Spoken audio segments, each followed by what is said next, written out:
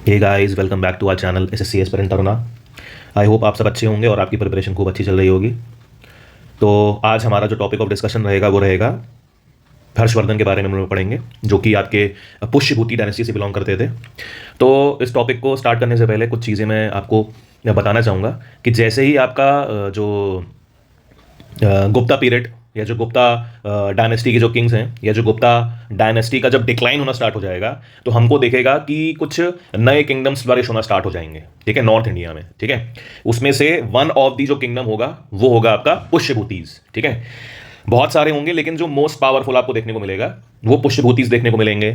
उसके बाद आपको मौखरीज देखने को मिलेंगे। ठीक है, उसके बाद एक आपको मैत्रका क्लैन से देखने को मिलेगा। ठीक है, जो कि वल्लभी रीजन को कंट्रोल करेगा। ठीक है, और जो मौखरीज में देखने को मिलेंगे वो आपको वेस्टर्न यूपी एंड कन्नौज वाली साइड पर देखने को मिलेंगे। ठीक है, एंड जो आपके ये हर्षवर्धन है जो कि पुष्यभूति डायनेस्टी से बिलोंग करते हैं, ये आपको पहले देखने को मिलेंगे थानेश्वर। ठीक है, जो कि पड़ता है आपका हरियाणा में। ठीक है, बाद में ये अपना कैपिटल चेंज करेंगे, जो कि आगे हम लोग देखेंगे। ठीक है, तो जो हर्षवर्धन का टाइम पीरियड है वो हमें याद रखना है, क्योंकि पुष्यभूति डायनेस्टी से सिर्फ यही किंग ज़्यादा इंपॉर्टेंट माना गया है और इसी के बारे में हम लोग ज़्यादा पढ़ते हैं, और बाकी के बारे में हमें इतना नहीं पढ़ना होता है। ठीक है, इससे भी आपको क्वेश्चन देखने को मिल जाएंगे। ठीक है, तो चलिए स्टार्ट करते हैं। तो जो हर्षवर्धन है उसका टाइम पीरियड आपको याद रखना है, जो कि है 606 से लेकर 647 AD तक। ठीक है, अब जब हम लोग हिस्ट्री पढ़ते हैं तो ऑब्वियस ही बात है, हम लोग रिसोर्सेज पर ही रिलाय करते हैं कि किस किस रिसोर्सेज से हमको उस पर्टिकुलर राजा या उस पर्टिकुलर डायनेस्टी के बारे में पता चलता है। ठीक है, तो इनके जो चीफ रिसोर्सेज हैं वो कुछ ऐसे हैं। ठीक है, तो बता रहा है the chief resources of history of Harsha. अब हमें कहाँ से मिलते हैं? जो हर्ष है या हर्षवर्धन है उसके जो चीफ रिसोर्सेज हैं वो हमें कहाँ से मिलते हैं? ठीक है, तो पहला रिसोर्स मिलता है हमें हर्ष चरित्र। ठीक है, हर्ष चरित्र लिखी है उनके कोर्ट के पोएट ने जिनका नाम बाणभट्टा। ठीक है, उसके बाद इनके टाइम पर एक फॉरेन ट्रैवलर आए हैं, हुइंगसांग, जो कि एक चाइनीज ट्रैवलर थे। वहां से हमें हर्ष के बारे में पता चलता है। और तीसरा, कुछ ड्रामाज हैं जो कि आपके हर्षवर्धन के द्वारा लिखे गए थे। ये आपसे पेपर में पूछ लिए जाते हैं कि ये बताइए कौन कौन से जो ड्रामाज हैं जो हर्षवर्धन के द्वारा लिखे गए थे। तो पहला ड्रामा आपको याद रखना है रत्नावली, दूसरा याद रखना है नागनंदा, और तीसरा याद रखना है आपको प्रियदर्शिका। तो ये तो हो गए आपके बुक्स या ड्रामाज जो भी हो गए। अब पहले के टाइम पर इंस्क्रिप्शन ज्यादा इंपॉर्टेंट हुआ करते थे, ये आप पढ़ते हुए आ रहे हो पीछे से। ठीक है, तो यहां पर हमें एक इंस्क्रिप्शन के बारे में जानने को मिलेगा जिसका नाम है मधुबन प्लेट इंस्क्रिप्शन, जो कि आजमगढ़ यूपी के पास देखने को मिलेगा। ठीक है, ये कॉपर प्लेट का इंस्क्रिप्शन है। ठीक है, और ये बताता है कि राजा हर्षवर्धन के बारे में बताता है और जो उनके प्रेडिसेसर्स थे उनके बारे में ये इंफॉर्मेशन देता है। ठीक है, तो आपको इंस्क्रिप्शंस पता होने चाहिए। ठीक है, दूसरा जो इंस्क्रिप्शन है उस इंस्क्रिप्शन का नाम है सोनपत इंस्क्रिप्शन, जो कि आपका हरियाणा सोनीपत में लोकेटेड है। ये बताता है हर्षा के बारे में, ये भी हर्षा के बारे में एक्सप्लेन करता है। ठीक है, फिर तीसरा इंस्क्रिप्शन है, इसका नाम है बांसखेड़ा इंस्क्रिप्शन। ठीक है, ये संस्कृत इंस्क्रिप्शन है, शाहजहां पर यूपी में देखने को मिलेगा, और ये आपका इसमें हर्षवर्धन के आपको सिग्नेचर देखने को मिलते हैं। ठीक है, ये क्वेश्चन आपके पेपर में आ चुका है। फिर एक इंस्क्रिप्शन है नवसरी कॉपर प्लेट इंस्क्रिप्शन। ठीक है, अब ये जो इंस्क्रिप्शन है ये बताता है कि आपका जो हर्षा था उसने सक्सेसफुली एक कैंपेन लॉन्च किया था वल्लभी के जो राजा हैं ध्रुव सेन सेकंड के अगेंस्ट, और जो कि एक सक्सेसफुल कैंपेन था। ठीक है, तो ये भी आपको यहां से पता चल जाएगा। अब जो है इनके फैमिली पे चलते हैं, तो बता रहा था founder of family of Harsha was Pushyabhuti. ठीक है, पुष्यभूतीज जो थे आपके, वो एक तरीके से जब आप पढ़ते हो कोई भी हिस्ट्री पढ़ते हो तो आप देखते हो पहले एक राजा होता है, उसके अधीन बहुत सारे छोटे छोटे जो राजा होते हैं वो रहते हैं। जब जो मेन राजा होता है, जब उसकी पावर कम होनी चालू होती है, तो जो छोटे छोटे राजा उसके अंडर जो काम कर रहे होते हैं वो ज्यादा पावरफुल हो जाते हैं और फिर वो अपना एक अलग किंगडम बनाना स्टार्ट कर देते हैं। ये आप हिस्ट्री में रिपीटेडली देखोगे। ठीक है, आप जो भी मतलब हिस्ट्री में आप चाहे मौर्यस के बारे में देख लो, चाहे गुप्तास के बारे में देख लो, चाहे शुंगास के बारे में देख लो, यही सब चीजें हैं। ठीक है, पहले वो किसी के अंडर काम कर रहे होते हैं, फिर जो जिसके अंडर काम कर रहे होते हैं जब वो लेस पावरफुल हो जाता है तो वो ज्यादा पावरफुल हो जाते हैं। तो ये जो आपके पुष्यभूतीज थे ना, ये एक तरीके से गुप्तास के फ्यूडेटरीज थे, मतलब उसके अधीन काम करा करते थे और अपने आप को वर्धन्स बोला करते थे। ठीक है, जो इनका पेट नेम था बोल सकते हैं हम लोग, या एक शॉर्ट नेम समझ लो तरीके से, वो थे वर्धन्स। ठीक है, लेकिन क्या बता रहा है, आफ्टर इन्वेजन ऑफ हुनास, जो कि हम लोग पीछे देख के आ चुके हैं कि जब हुनास का इन्वेजन होता है तो बहुत सारे जो किंगडम्स होते हैं ना वो फ्री हो जाएंगे। ठीक है, तो इसी हुनास के इन्वेजन के बाद ये जो वर्धन्स होते हैं ना, ये क्या हो जाते हैं, इंडिपेंडेंट हो जाते हैं। ठीक है, अब आपसे पूछेगा कि ये बताइए जो आपके वर्धन्स थे या जो पुष्यभूति डायनेस्टी से बिलोंग करते थे, उनके पहले राजा का नाम क्या था? तो उनके पहले राजा का नाम था प्रभाकर वर्धन। ठीक है, देखिए नाम के आगे वर्धन लगा हुआ है। ठीक है, अब ये जो प्रभाकर वर्धन है इनके बारे में भी पूछ लेता है कि भैया इनके पुत्र कौन थे, इनकी पुत्री कौन थी। तो इनके बड़े पुत्र का नाम था राजवर्धन, ठीक है। दूसरे पुत्र का नाम था हर्षवर्धन और एक इनकी पुत्री थी जिनका नाम था राजश्री, ठीक है।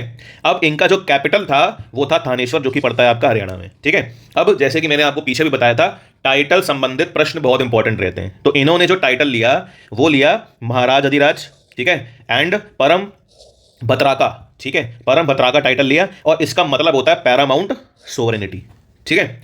अब इनकी जो बेटी है, ठीक है, जब मैंने ये चैप्टर स्टार्ट किया था तो मैंने आपको बताया था कि जब गुप्ताज लेस पावरफुल होते हैं तो कुछ किंगडम्स पावर में आ जाते हैं, उसमें से वन ऑफ द किंगडम मैंने बताया था मौखरी। अब ये जो इनकी पुत्री है राजश्री, इनकी शादी हो जाएगी मौखरी रूलर से जिनका नाम होगा ग्रहवर्मन, ठीक है। अब ये जो ग्रहवर्मन है इनको मार दिया जाएगा किनके द्वारा, तो एक राजा होंगे मालवा के जिनका नाम है देवगुप्ता और एक राजा होंगे बंगाल के जिनका नाम है शशांक। तो ये दोनों कॉन्स्पिरेसी करते हैं इनके अगेंस्ट और इनको मार देते हैं, ठीक है। अब जब ये मार देते हैं तो क्या होगा, आगे आगे पढ़ते हैं। जब ये मार देंगे ना तो आप क्या देखोगे स्टोरी में, इनके जो बड़े भैया हैं जिनका नाम क्या था, जिनका नाम था राजवर्धन, वो अपने बहन को बचाने जाते हैं। तो रास्ते में क्या होता है, राजवर्धन को भी मार दिया जाता है, ठीक है। और जब राजवर्धन को मार दिया जाता है तो ये अपने भाई को बचाने जाते हैं। तो जब भाई को बचाने जाते हैं तो ये पता चलता है कि रास्ते में उनके भाई को मार दिया गया है। तो वो किसी तरीके से अपनी बहन को छुड़ा लेते हैं और फिर इनके कुछ मिलिट्री कैंपेन्स आपको बताए जाएंगे, मिलिट्री कॉन्क्वेस्ट बताए जाएंगे, ठीक है।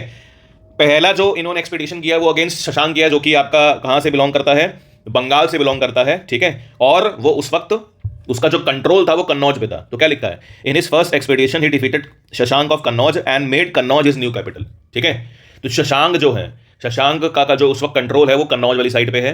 तो इसका और शशांक ने ही मिलकर क्या करा है, शशांक ने ही देवगुप्ता के साथ मिलकर कॉन्स्पिरेसी करके किसको मार दिया है, ग्रहवर्मन को मार दिया है। तो जब ग्रहवर्मन को मार दिया है तो पहला जो ये कैंपेन लॉन्च करेंगे ये उसी के अगेंस्ट लॉन्च कर देंगे, शशांक के अगेंस्ट। अब आपसे शशांक के बारे में पूछेगा क्या, आपसे ये पूछ लेगा कि ये कौन से किंगडम से बिलोंग करते थे। तो या तो आपको गौड़ा दे देगा या फिर गौड़ दे देगा ऑप्शन में, ठीक है। दूसरा क्या है, दूसरा कैंपेन जो इन्होंने स्टार्ट किया तो वो स्टार्ट किया किसके अगेंस्ट, ध्रुव सेन के अगेंस्ट, क्योंकि ध्रुव सेन ने और शशांक ने ही मिलकर क्या करा था, इनके जो ब्रदर इन लॉ है उनको मारा था, ठीक है। और क्या किया, अब आपसे क्या प्रश्न पूछेगा, अब आपसे प्रश्न ये पूछेगा कि ये जो ध्रुव सेन थे ये कौन सी डायनेस्टी से बिलोंग करते थे। तो मैंने आपको अभी पीछे भी बताया था कि ये किस डायनेस्टी से बिलोंग करते थे, तो ये बिलोंग करेंगे मैत्राका डायनेस्टी, ठीक है। जब चैप्टर स्टार्ट किया था तो मैंने आपको बताया था कुछ रूलर्स पावरफुल हो जाएंगे, जिसमें से मैंने एक नाम मैत्राका का लिया था और एक नाम मैंने मौखरीस का लिया था। तो मौखरी मैंने आपको बता दिया, मौखरी में उनकी जो हर्षवर्धन है उनकी बहन ग्रहवर्मन से ब्याई गई थी, और जो ध्रुव सेन है, ध्रुव सेन ने और शशांक ने मिलकर उन्हें मार दिया था। शशांक जिस डायनेस्टी से बिलोंग करेगा वो हो जाएगी गौड़ डायनेस्टी या गौड़ किंगडम, जो कि बंगाल का है। और जो आपके ध्रुव सेन है, ध्रुव सेन आपके वल्लभी के राजा हैं गुजरात, और ये जिस डायनेस्टी से बिलोंग करते हैं उसका नाम है मैत्राका डायनेस्टी, ठीक है। अब इनका जो एक और कैंपेन है जो कि उस पर प्रश्न आपको हमेशा दिखेगा, एक ये कैंपेन लॉन्च करते हैं, चाहते हैं कि भैया नॉर्थ तो मेरे कंट्रोल में आ चुका है, अब साउथ की तरफ मूव करते हैं। तो जब साउथ की तरफ मूव करेंगे ये, तो ये वेस्टर्न चालुक्य के अगेंस्ट कैंपेन लॉन्च करेंगे जिनके राजा हैं पुलकेशिन सेकंड, ठीक है। अब राजा जी, कौन राजा जी, हर्षा जी नर्मदा क्रॉस करते हैं, पुलकेशिन जी से लड़ाई करते हैं और ट्राई करते हैं कि साउथ पे कंट्रोल कर लें, ठीक है। तो अब एक और इंस्क्रिप्शन याद रखना है आपको, एहोल इंस्क्रिप्शन, कर्नाटका में ये इंस्क्रिप्शन है, एहोल एक जगह पड़ती है कर्नाटका में। ये इंस्क्रिप्शन इनके पोएट के द्वारा लिखा गया है, पुलकेशिन सेकंड के पोएट जिनका नाम है रवि कीर्ति। और इसमें ये बताते हैं कि हर्षा को डिफीट कर दिया था पुलकेशिन सेकंड ने। तो आपसे प्रश्न पूछेगा कौन से इंस्क्रिप्शन में बता रखा है, तो आप बोलोगे एहोल इंस्क्रिप्शन। किसने लिखा है, रवि कीर्ति ने लिखा है, किससे बिलोंग करता है ये बता देगा, ठीक है। अब एक चीज और बताई गई है इस इंस्क्रिप्शन में कि जब ये हर्षा को हरा देते हैं, कौन, पुलकेशिन सेकंड, तो ये एक टाइटल ले लेते हैं जिसका नाम है परमेश्वरा, ठीक है। आपको ये याद रखना है। और किस ईयर में हराया ये आपको याद रखना है, 618 एडी में हराया, ठीक है। और एहोल जो है, ठीक है, एहोल एक जगह पड़ती है, इसको बोला जाता है cradle of the Indian architecture, मतलब यहां पर हमें बहुत सारे आर्किटेक्चर्स देखने को मिलते हैं, ठीक है। तो ये टाइटल भी आपको याद रखना है कि एहोल को cradle of the Indian architecture बोला जाता है, ये भी आपसे प्रश्न पूछ लेगा, ठीक है। फिर हर्षा जो है बहुत सारे एक्सपेडिशन करेगा, सिंध के अगेंस्ट भी करेगा, नेपाल के अगेंस्ट भी करेगा। अब जो सोर्सेस हमें जानने को मिलते हैं वो ये मिलते हैं कि नेपाल तो उसकी सुजेरेनिटी को एक्सेप्ट कर लेता है या उसकी ओवरलॉर्डशिप को एक्सेप्ट कर लेता है, लेकिन सिंध के अगेंस्ट जो कैंपेन उसने किया उसने वो जीता, इसका हमें पास कोई भी प्रमाण नहीं है, ठीक है। लास्ट जो कैंपेन है वो आप ये देखोगे कि वो लास्ट कैंपेन करेंगे अगेंस्ट ओडिशा, कलिंगा, और ये भी एक सक्सेसफुल कैंपेन इनका माना जाएगा, ठीक है। अब इनके कुछ और अच्छे संबंध भी थे। अब एक डायनेस्टी आपको याद रखनी है, वर्मन डायनेस्टी।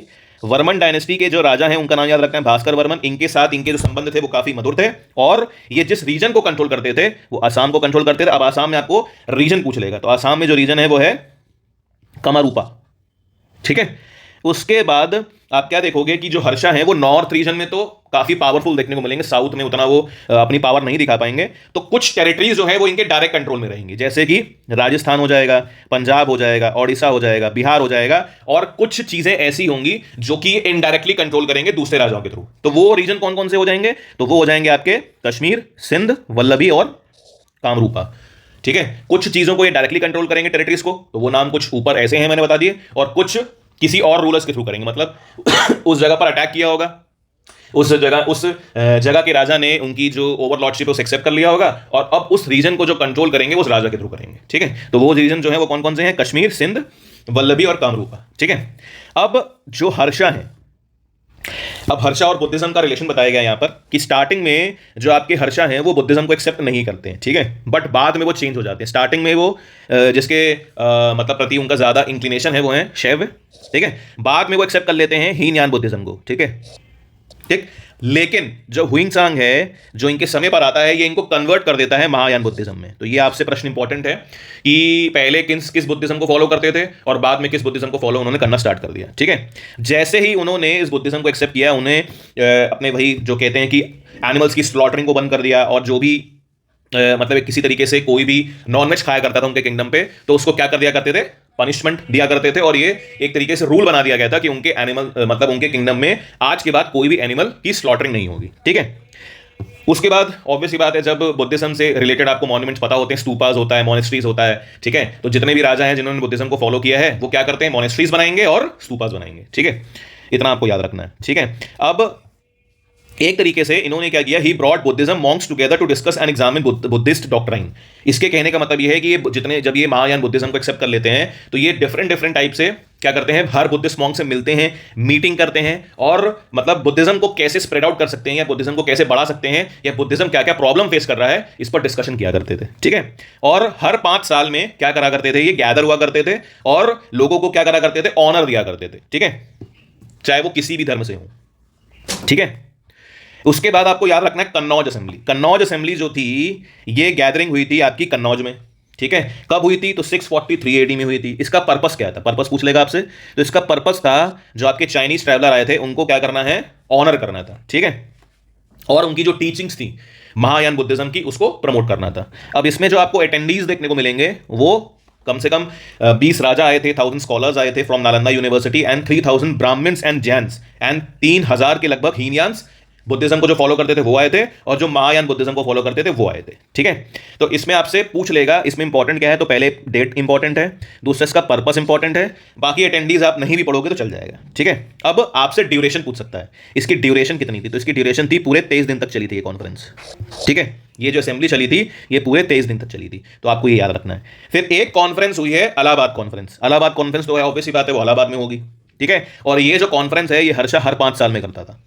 ठीक है, इसमें क्या करा करते थे वो? अपनी जो खजाना है उससे लोगों को क्या करा करते थे? दान दिया करते थे। ठीक है, अब इसमें आपसे पूछ लेगा कि इलाहाबाद कॉन्फ्रेंस में वो क्या करते थे? तो इलाहाबाद कॉन्फ्रेंस जो होती थी वो हर 5 साल में होती थी, और इस कॉन्फ्रेंस में वो दान सेरेमनी को परफॉर्म किया करते थे। ठीक है, अब अपनी जो वो उन्होंने अर्निंग्स थी उसको 4 कैटेगरी में डिवाइड कर दिया था। ठीक है, एक कैटेगरी थी फैमिली के लिए, एक कैटेगरी थी आर्मी, एक कैटेगरी थी एडमिनिस्ट्रेशन, और एक कैटेगरी थी जो आपके जो गरीब लोग हैं या जो मतलब जो अलग अलग धर्म के लोग हैं उनको अपनी प्रॉपर्टी बांट दिया करते थे या अपना पैसा बांट दिया करते थे। ठीक है, तो ये आपको चीज़ें देख लीजिएगा कि कुछ मतलब जो अपना हिस्सा है वो 4 लोगों में बांट रहे हैं, वो अपनी फैमिली के बीच, आर्मी के बीच, एडमिनिस्ट्रेशन के बीच, और जो आपके गरीब लोग हैं या जो अलग अलग धर्म के लोग हैं। ठीक है, इस इवेंट को इन्होंने जो नाम दिया था वो था मोक्ष परिषद। ठीक है, तो हर्षवर्धन में सिर्फ इतना ही है। एडमिनिस्ट्रेशन बचता है गुप्ता का, एंड आपका ये जो पोस्ट गुप्ता वाला पीरियड है, पोस्ट गुप्ता वाले पीरियड में आपके हर्षवर्धन आ जाता है। तो ये दोनों एडमिनिस्ट्रेशंस को मैं एक साथ कवर करूंगा, इसीलिए मैंने एडमिनिस्ट्रेशन कवर नहीं किया है। ठीक है, और कुछ लिटरेचर वाला पार्ट बचता है इसका, वो हम लोग नेक्स्ट वीडियो में करेंगे। तो अगर आपको वीडियो पसंद आई हो तो इसको लाइक करिएगा, शेयर करिएगा, और अपने दोस्तों के साथ भी शेयर करिएगा जो प्रिपरेशन कर रहे हैं, और चैनल को सब्सक्राइब जरूर कर दीजिएगा। तब तक tata, take care, have a great day, और खूब अच्छे से तैयारी करिए। Bye bye.